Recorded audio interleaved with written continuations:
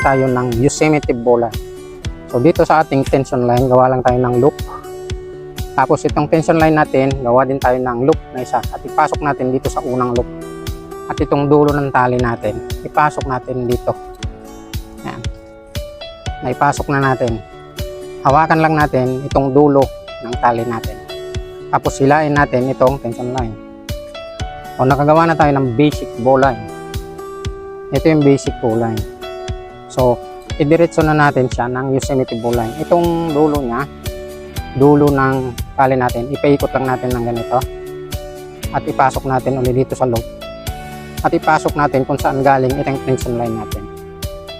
Ayan, ipasok na natin yan. Under, pasok yan. Saka naman natin hilain itong tension line at itong dulo. At ayan, nakagawa na tayo ng Yosemite Bowline. Ayan. Kung mayroon ka na namang bagong natutunan, huwag kalimutang mag-like, comment, follow for more.